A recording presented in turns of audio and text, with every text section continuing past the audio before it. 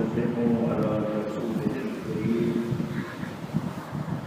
أما بعد فأعوذ بالله من الشيطان الرجيم بسم الله الرحمن الرحيم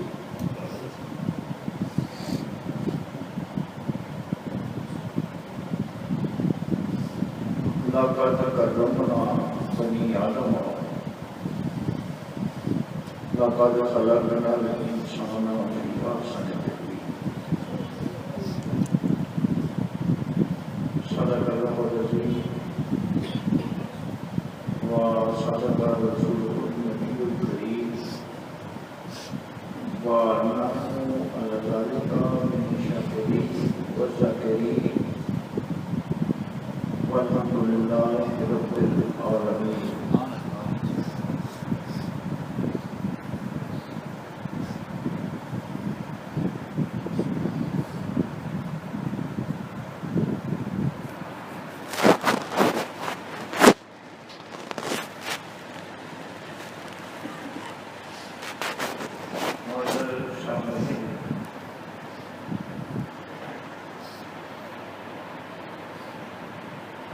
شیخ عبد القادر جیلانی رحمۃ اللہ علیہ فرماتے ہیں خدا کی طرف توجہ رکھو، مخلوق سے منقطع ہو جاؤ، علم الہی تمہیں سکھلا دے.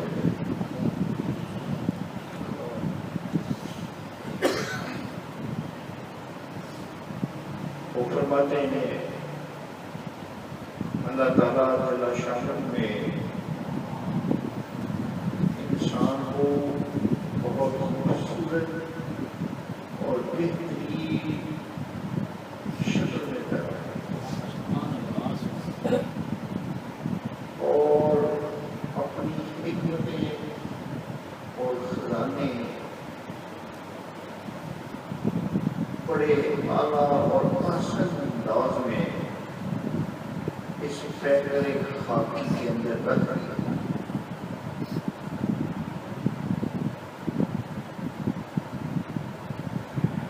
اگر بندہ خواہشات نفس کی پیروی نہ کرے، اپنی غلط خواہشات کے پیچھے نہ بھاگے، تو یہ بہت ہی اعلیٰ اور اکمل چیز ہے. اس کا 18,000 مخلوقات الہی اللہ تعالیٰ نے پیدا کی ہیں، مگر بہترین شکل میں اور انداز میں حضرت انسان کو اور اپنا خلافت کا تاج اس کے سر پر سجایا. انی جاعل فی الارض خلیفہ، منصب خلافت سجا کر کائنات کے اندر اس کو.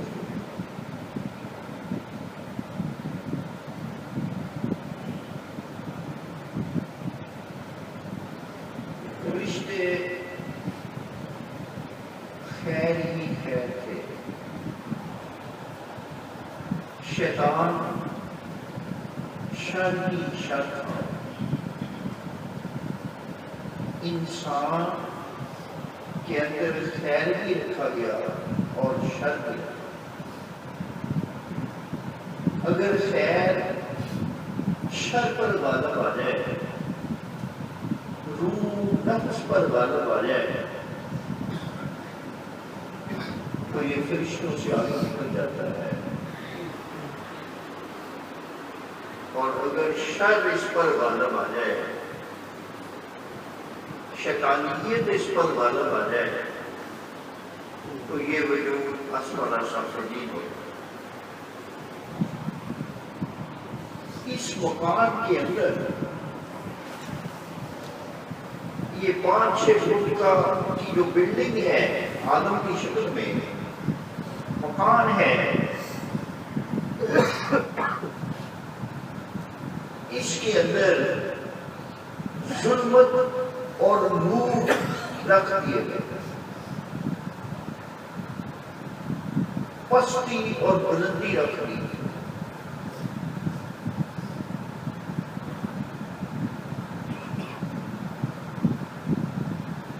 ایسا کیوں ہے؟ حیوانات، جمادات، نباتات صرف کثافت ہی کثافت ہے، ان میں لطافت نہیں تھی۔ حیوانات شہوت ہی شہوت تھی، عقل کا نور ان کے اندر نہیں تھا۔ جمادات، نباتات کثافت ہی کثافت تھی، ان کے اندر عقل کا نور نہیں تھا۔ فرشتے صرف نور ہی نور تھے، لطافت ہی لطافت تھی، ان میں کثافت نہیں تھی، اس لیے وہ آئینہ خداوندی نہیں بن سکتے، نہ حیوانات بن سکتے تھے۔ کیوں؟ آئینہ بننے کے لیے دو چیزیں ضروری ہیں، ایک سائڈ اس کی کثیف ہو اور ایک سائڈ اس کی لطیف ہو۔ لطافت اور کثافت سے آئینہ بن جاتا ہے، اور آئینہ میں بندہ اپنے جمال کا مشاہدہ کر سکتا ہے۔ تو فرشتوں کی لطافت لی گئی،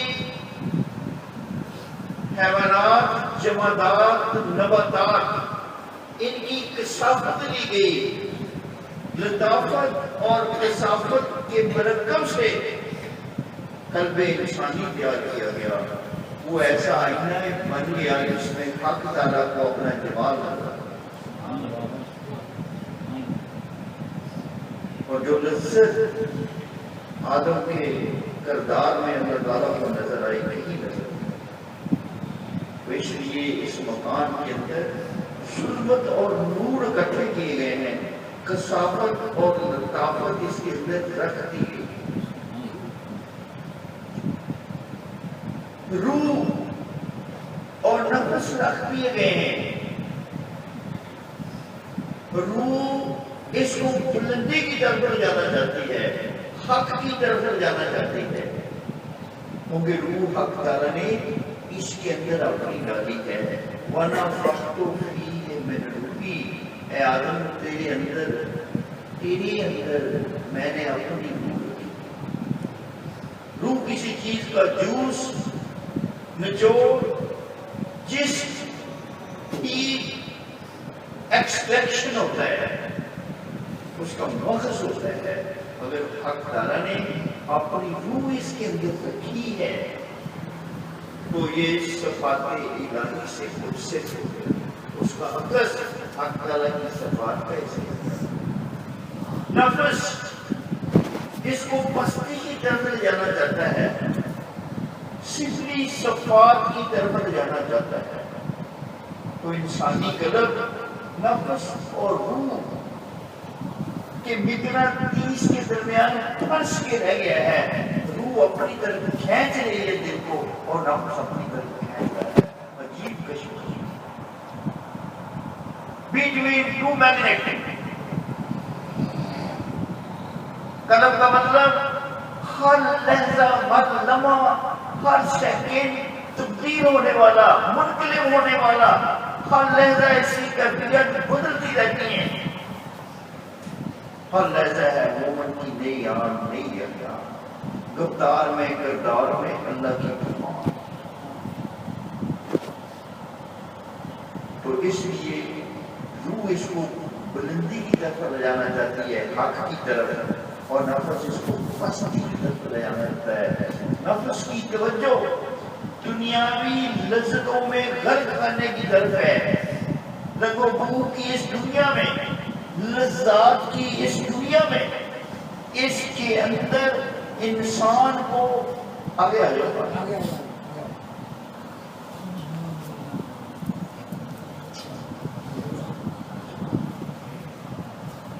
اس کے اندر انسان کو رنگ و بو کی دنیا میں، لذات کی دنیا میں، نفسانی خواہشات کی دنیا میں نفس چاہتا ہے انسان غرق ہو جائے اور حق تعالیٰ سے کٹر ہو جائے۔ نفس کو ترغیب دینے کے لیے دنیا بنائی گئی ہے، اور اس وجود کے اندر عقل سلطانی کا محل، عقل سلطانی کا محل نفس سلطانی پر کھڑا کیا۔ عقل بھی ہے، نور بھی ہے اور نفس بھی ہے۔ اس لیے عقل نفسانی کا لشکر، اس کا سپہ سالار روح ہے، اور نفس سلطانی کے لشکر کا سپہ سالار شیطان ہے۔ فوجیں کھڑی ہیں اس وجود کے اندر، حق تعالیٰ کا مؤذن اذان دے رہا ہے کہ ایک دوسرے کے اوپر حملہ کرنے کے لیے تیار ہو جاؤ۔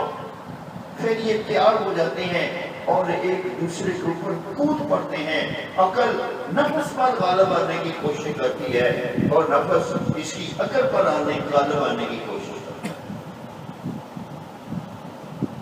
عجیب کشمکش میں انسان،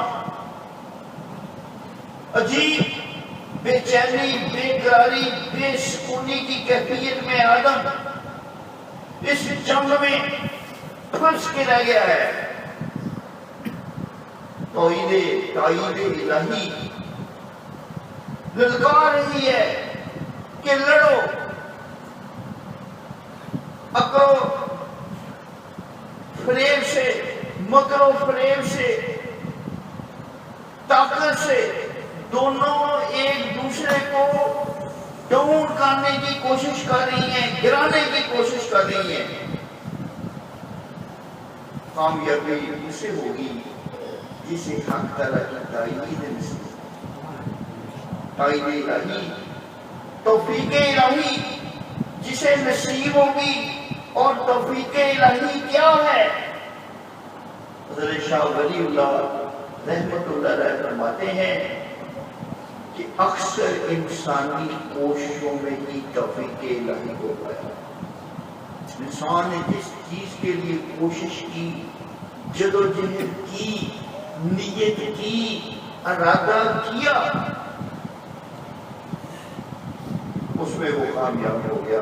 اگر وہ حق کی طرف چلا، حق کی طرف کوشش کی، تو راستے کھلتے گئے، کھڑکیاں دروازے کھلتے گئے حق کی طرف، مسائل وسائل بنتے گئے، رکاوٹیں راستے بنتے گئے، ذلتیں عزتیں بنتی گئی، بندہ حق کی طرف بڑھتا گیا۔ لیکن اگر بندے نے کوشش نہیں کی، اگر شریعت مطہرہ کا لباس نہیں پہنا، اگر اللہ اور رسول کے احکامات کی پابندی نہیں کی، تو پھر کیا ہوتا ہے؟ پھر توفیق اس کو برائی کی مل جاتی ہے، کیونکہ اس کی کوشش برائی کی ہے، نیکی کی کوشش۔ تو شیخ عبد القادر جیلانی فرماتے ہیں عقل کی پیروی کرو،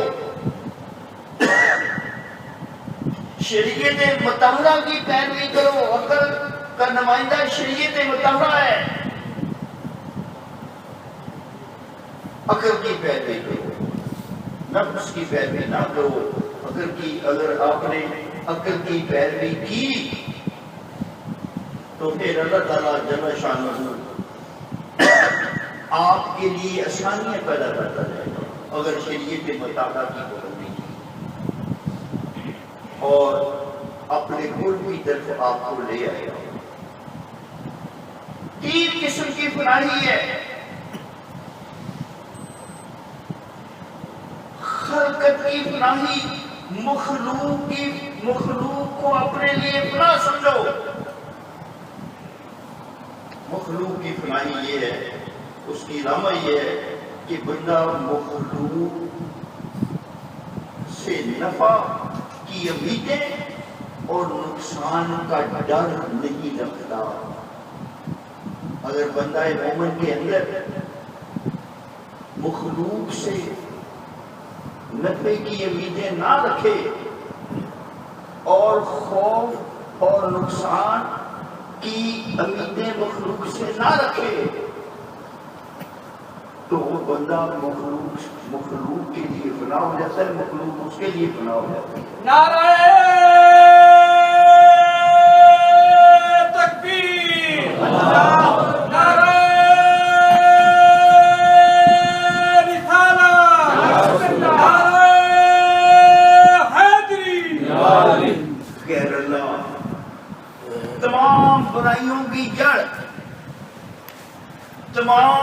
روحانی امراض کی جڑ دنیا کی محبت ہے، غیر اللہ کی محبت ہے، محاسبہ اللہ کی محبت ہے۔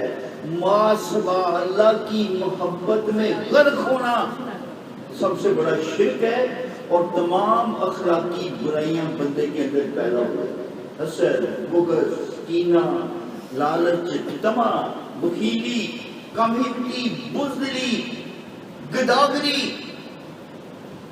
کمزدی، کم ہمتی، منافقت، تمام برائیاں مخلوق سے محبت کرنے کی وجہ سے۔ جتنا دامن سمیٹتے جاؤ گے، حق پر ڈیپینڈ کرتے جاؤ گے، حق تعالیٰ کو منبع و ملجا سمجھتے جاؤ گے، مخلوق سے دامن سمٹتا جائے گا اور حق کے دامن میں پناہ ملتی جائے گی۔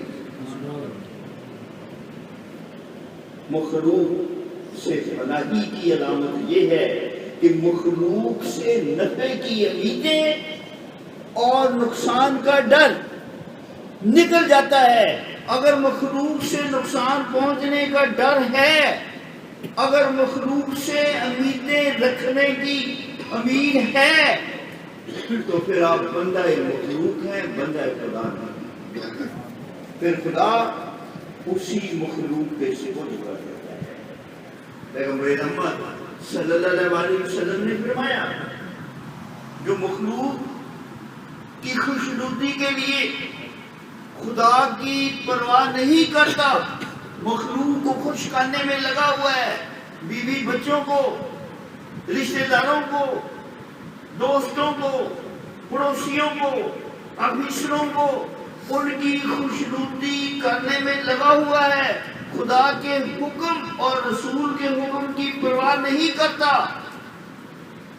تو پھر اللہ تعالیٰ اس کو اسی مخلوق کے سپرد کر دیتا ہے جو اس کو تباہ کر دیتا ہے۔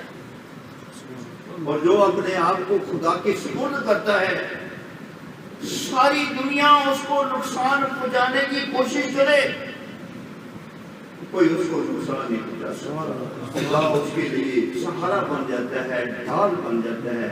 اس لیے محاسبہ اللہ کی محبت کو جب تک دل سے نہیں نکالو گے، دل میں چین نہیں آئے گا، نمازوں سے بھی نہیں آئے گا، روزوں سے بھی نہیں آئے گا۔ دل کی کوٹھری برباد ہو چکی ہے، اجڑ چکی ہے، تاریک ہو چکی ہے، شمع اندر بجھ چکی ہے۔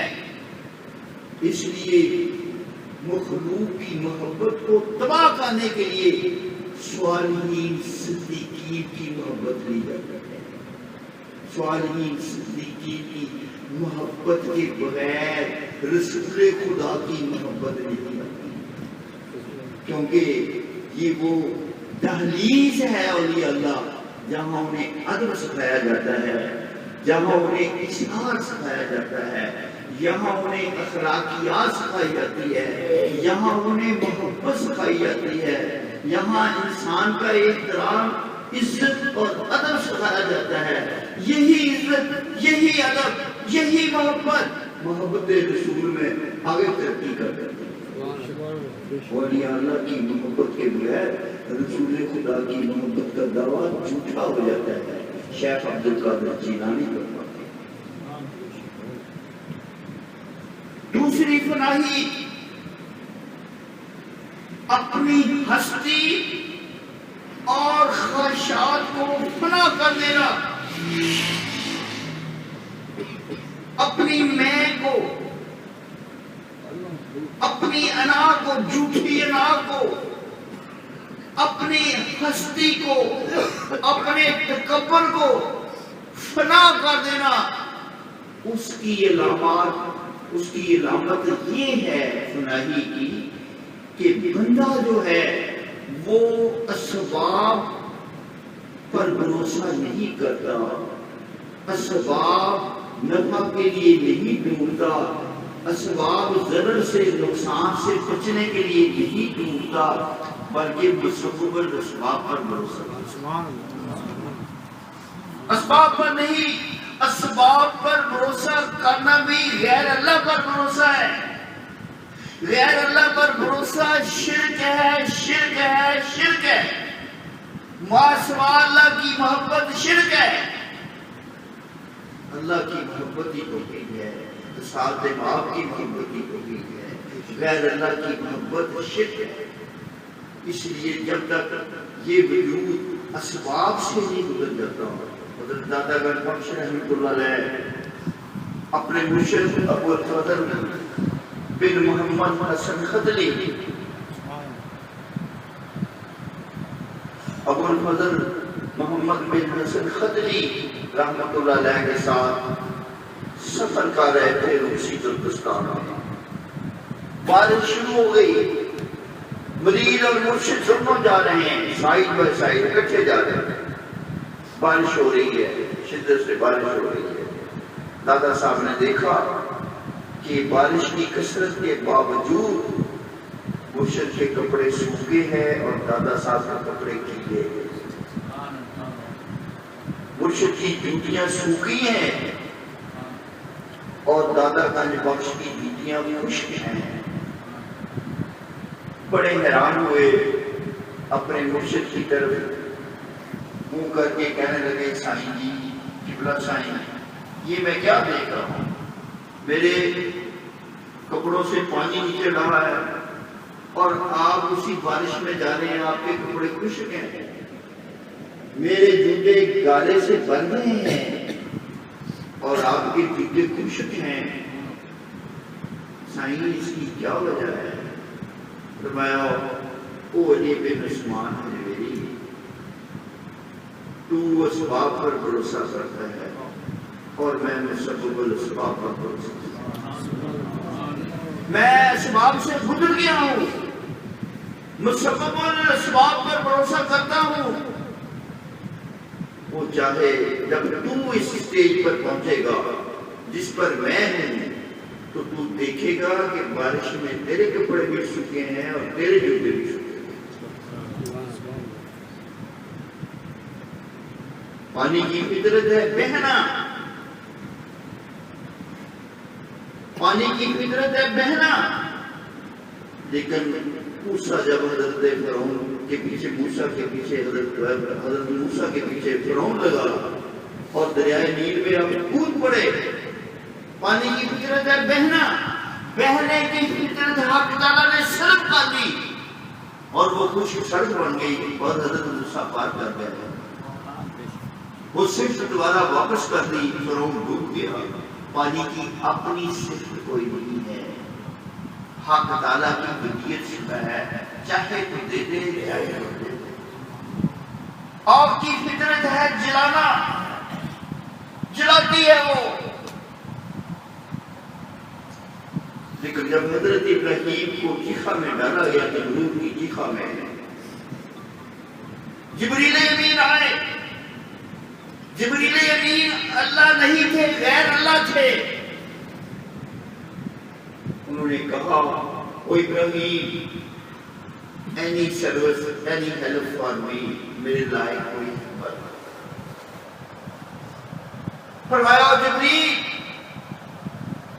you go away، چلے جاؤ، میرے لیے میرا رب دو عالم سے کرتی ہے بے گانا ان کو عجب چیز ہے لذت اشرائی۔ جبریل تھینک یو ویری مچ، آپ چلے جاؤ، میرا رب کافی ہے میرے لیے، میرا رب میرے لیے کافی ہے۔ غیر سے مومن نے گوارا نہیں کیا غیر اللہ سے ماننا۔ مومن کی خودی غیور ہوتی ہے، غیرت مومن نے پسند نہیں کیا، غیرت نبوت نے پسند نہیں کیا، غیرت خلیل نے پسند نہیں کیا۔ فرمایا کہ رب سے ہی دعا کرو۔ جبریل امین نے کہا رب سے دعا کرو۔ فرمایا وہ جبریل، میرا رب میرے حال سے بھی باخبر ہے، جو باخبر ہو اس سے درخواست کرنے کی ضرورت ہے۔ مسٹر جبریل، میرا رب مجھے میرے حال سے بخوبی باخبر ہے، دیکھ رہا ہے۔ جب باخبر رب ہو تو پھر اس کو کہنے کی ضرورت نہیں ہے. تو اللہ تعالیٰ کو غیر ابراہیم اتنی اچھی لگی، توکل ابراہیم اتنا اچھا لگا، بھروسہ ابراہیم خدا پر اتنا اچھا لگا، خدا کی ذات لذت میں کھو گئی. قُلْنَا يَا نَارُ كُونِي بَرْدًا وَسَلَامًا عَلَىٰ إِبْرَاهِيمَ. ہم نے کہا اے آگ ابراہیم پر امن کے ساتھ، امن و سلامتی کے ساتھ ٹھنڈی ہو جا، نہ اتنی گرم ہونا کہ میرا خلیل اس کو آگ، اس کو تپش لگے، اور نہ اتنی ٹھنڈی ہونا کہ ٹھنڈک سے ہی اس کو تکلیف ہو، میٹھی میٹھی ٹھنڈک ہو جیسے میرا خلیل لذت دے. مخلوق سے تو اللہ کو منقطع کر کے خدا کو اپنے دل میں آباد کرنا یہ مخلوق سے فناہی کی علامت ہے. اسباب سے گزر کر، اسباب کو چھوڑ کر مسبب اور اسباب پر بھروسہ کرنا، یہ ہستی اور خواہشات نفسانیہ کی فناہی ہے. اور ابراہیم خلیل اللہ نے اس پر عمل کیا. وہ اپنے رب کے علاوہ کسی غیر کی مدد قبول نہیں کی. آفر کی گئی لیکن ریجیکٹ کر دی گئی کہ میرے لیے میرا رب کافی ہے. تیسری فناہی ارادے کی فناہی. جب بندہ مومن اپنے ارادے کو ختم کر دیتا ہے، اپنی ارادے کو، اپنا ارادہ خدا کے ارادے کے مقابلے میں پیش کرنا شرک ہے. اپنی خواہشات اور اپنے ارادے سے فارغ ہو کر خدا کے ارادے اور خواہش میں ڈل جانا، یہ بندہ مومن کی خودی کی معراج ہے. اپنی خواہشات چھوڑ دیتا ہے مومن، اپنا ارادہ بندہ مومن چھوڑ دیتا ہے. جب مومن اپنا ارادہ خواہش بنا کر دیتا ہے تو وہ دست الہی میں ایسے ہوتا ہے جیسے غسال کے ہاتھوں میں مردہ کہ غسل دینے والا مردے کو جس طرح چاہے پلٹ دیتا ہے. وہ آگے سے ہاتھ نہیں ہلاتا، وہ آگے سے بازو نہیں ہلاتا. مومن جب خدا کے ارادے کو اپنا ارادہ بنا لیتا ہے پھر خدا ہی اس کو پلٹتا ہے، خدا ہی اس کو لڑتا ہے. جیسے بچہ ماں اور دایا کی آغوش میں ہوتا ہے، وہ جو کھلائیں وہ پی لیتا ہے، جو کھلائیں وہ کھلا لیتا ہے، کھا لیتا ہے، جدھر وہ پلٹے وہ پلٹ جاتا ہے. یہی بندہ مومن کی حالت ہے. جب اپنے ارادے سے نہ ہو جاتا ہے تو تقدیر کے ہاتھ اس کے پہلو بدل دیتے ہیں. تقدیر کے ہاتھ اس کو کھانا کھلاتے ہیں. تقدیر اس کے افعال میں جاری و ساری ہو جاتی ہے، اس کے ارادوں میں حق تعالیٰ کا فعل جاری ہو جاتا ہے. اور جب یہ تینوں بنائیں اختیار کر لیتا ہے مومن، مخلوق کی فناہی، ارادے اور ہستی کی فناہی اور ارادے کی فناہی، تو اللہ تعالیٰ جل شانہ اس کو پھر کسبات اور خرقِ عادات اس کی طرف راغب کرتا ہے اور اس سے پھر کرام سے سزا ہوتی ہے. غیر یعنی عقل سے ماورا اس کی کیفیت زد ہوتی ہے اس سے، اور اللہ تعالیٰ جل شانہ اس پر اپنی حقائق واضح کر دیتا ہے اور اس کا دل روشن ہو جاتا ہے اور زمانہ اس کی طرف کھینچا آتا ہے اور چلا آتا ہے. اعلان کر دیتا ہے یہ میرا دوست ہے. زمین میں، زمینی مخلوق میں اعلان کر دیا جاتا ہے. صحرا کے درندے، پہاڑوں کے درندے، جنگلات کے درندے، سمندر کی مچھلیاں اس کی رسپیکٹ کرتے ہیں. یہ خدا کا دوست آتا ہے. فرشتے اس کی مدد کرتے ہیں. زمین کی تمام مخلوق پر اعلان کر دیا جاتا ہے یہ میرا دوست ہے. میں اس کی عزت کرتا ہوں، تم بھی عزت کرو۔ پھر آسمان پر اعلان کر دیا جاتا ہے، تمام آسمانی مخلوق میں اعلان کر دیا جاتا ہے یہ میرا دوست ہے، تمام مخلوق پھر اس کو نگاہ محبت سے دیکھتے ہیں، فرشتے اس کو سلامی کرتے ہیں، پر بچھاتے ہیں اس کے قدموں کے نیچے۔ وہ قبر خوش ہوتی ہے جس میں بندہ ہے وہ بن جاتا ہے۔ یہ اسٹینڈرڈ ہے خودی کا، جب بندہ اپنا ہی اختیار کر لے، مخلوق سے بنا ارادے اور ہستی اور خواہشات نفس کی گناہی اور اپنے ارادے سے گناہی، جب یہ تین گناہیاں اس کو حاصل ہو جاتی ہیں، پھر اس کے عدالتوں خساروں اطوار میں حق تعالیٰ کی صفات کا عکس آ جاتا ہے۔ وہ جو اس کی عدالت و خسائل بنا ہوئے ہیں یہ فنا کا مقام ہے، اور جو حق تعالیٰ کی صفات کا عکس آ جاتا ہے وہ بقا کا مقام ہے۔ فنا کی حد آ جاتی ہے، پھر بقا کی تو ہے۔ اس لیے صالحین صدیقین کے بتائے ہوئے نقش قدم پر چلو،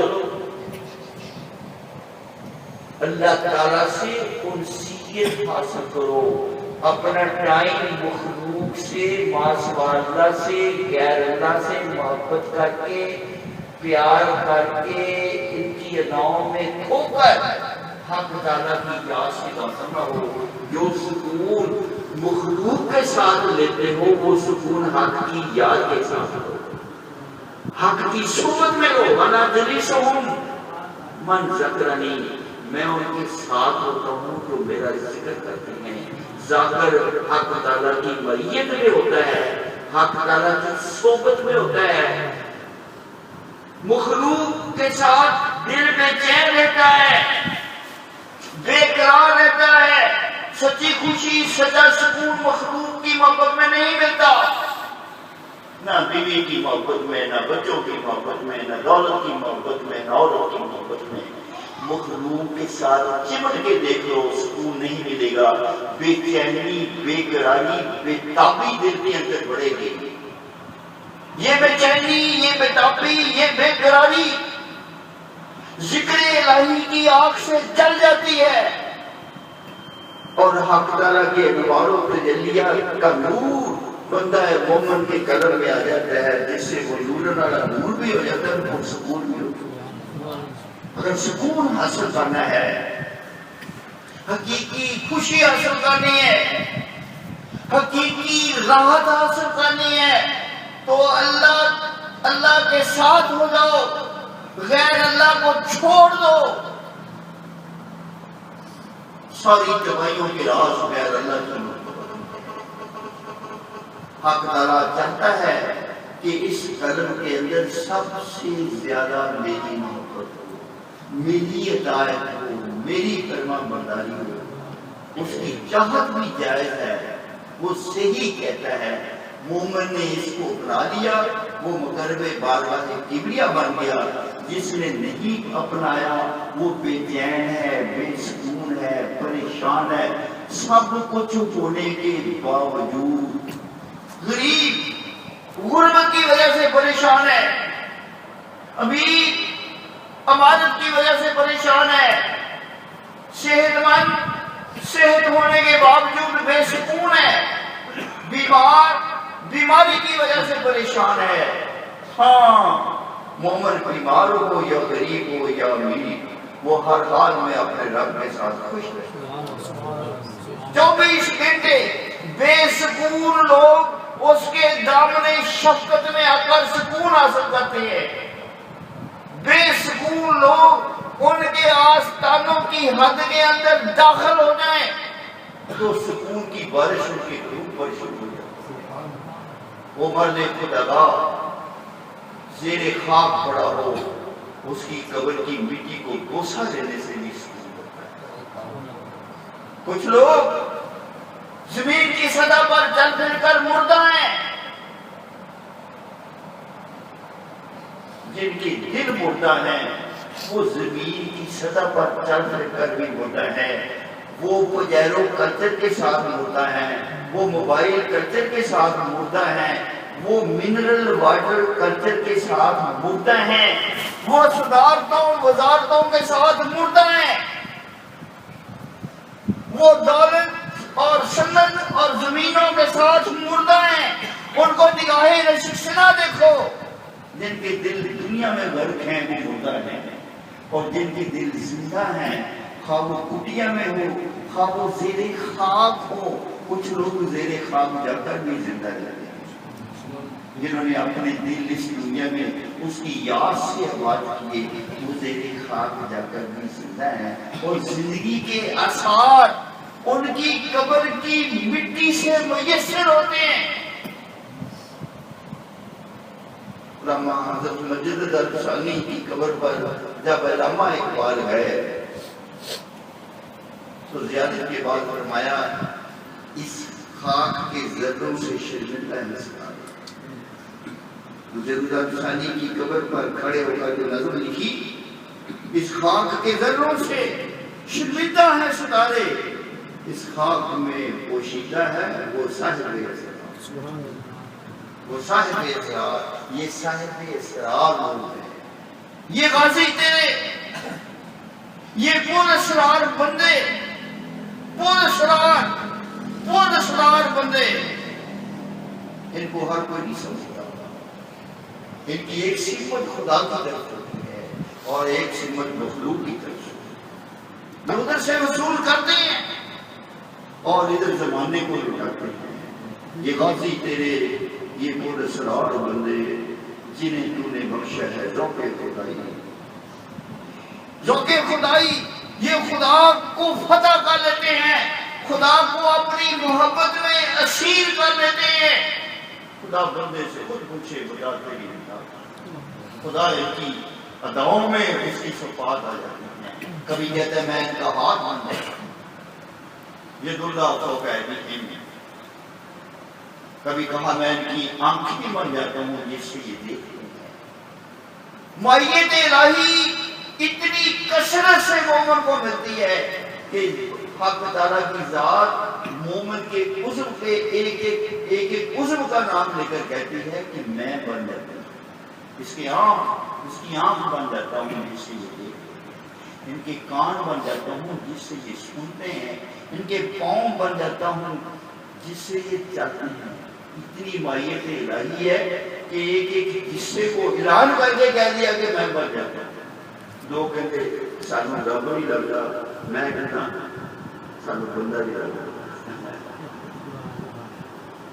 مائیت الہی، نعرہ تکبیر، نعرہ رسالت، نعرہ حیدری، نعرہ غوثیہ۔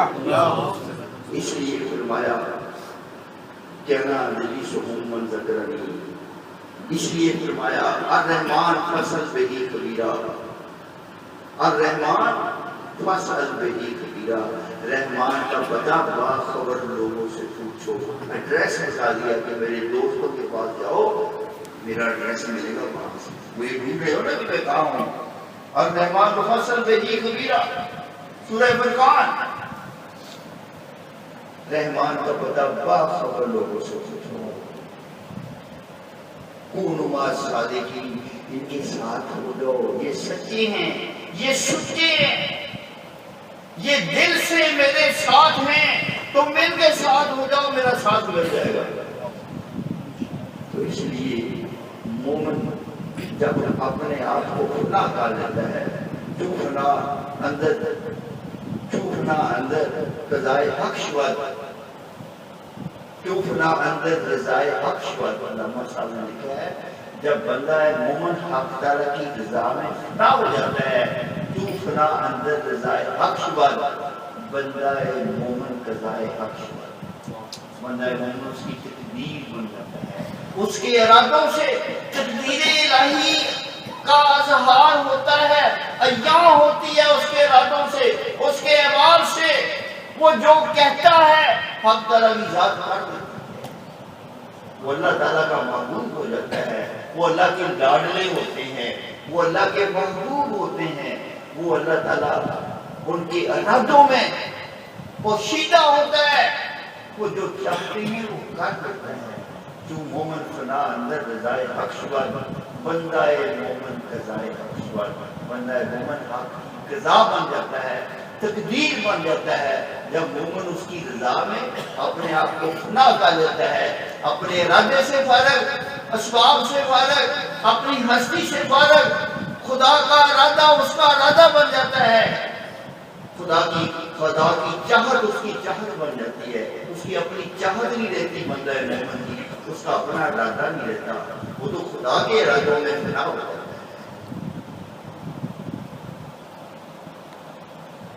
فطرت کے مقاصد سے عیار اس کے ارادے فطرت کے مقاصد سے عیار اس کے ارادے فطرت کے مقاصد کی تکمیل کرتے ہیں جو فطرت چاہتی ہے مومن اس کا نفاذ کرتا ہے کائنات کے اندر مومن خدا کا فرنٹ ہے خدا کی تمام طاقتیں اور قوتیں بندہ مومن کے ساتھ ہوتی ہیں انبیاء کے ساتھ ہوتی ہیں صدیقین کے ساتھ ہوتی ہیں وہ اس کے نمائندے ہوتے ہیں وہ رسولوں کے قائم مقام ہوتے ہیں اولیاء اللہ نبی خدا کا نمائندہ ہوتا ہے اور ولی رسول کا نمائندہ ہوتا ہے نبی خدا کا نمائندہ ہوتا ہے ولی رسول کا نمائندہ ہوتا ہے ولی رسول کا قائم ہے جو بندہ مومن ظاہراً اور باطناً جو عالم دین کا ظاہر اور باطن رسول خدا کے ظاہر اور باطن میں گم ہے ایسے عالم دین کی اطاعت مثل اطاعت رسول ہے ایسے عالم دین کی اطاعت مثل اطاعت رسول ہے جس کا ظاہر حضور کے ظاہر میں بنا ہو جس کا باطن ڈول چکا ہو حضور کی محبت سے مالا مال ہو اس کی اطاعت بمثل اطاعت رسول ہوتی ہے اس لیے فرمایا بعمل عالم دین کو دیکھنا گویا مجھ محمد صلی اللہ علیہ وسلم کی زیادہ وما علینا الا البلاغ السلام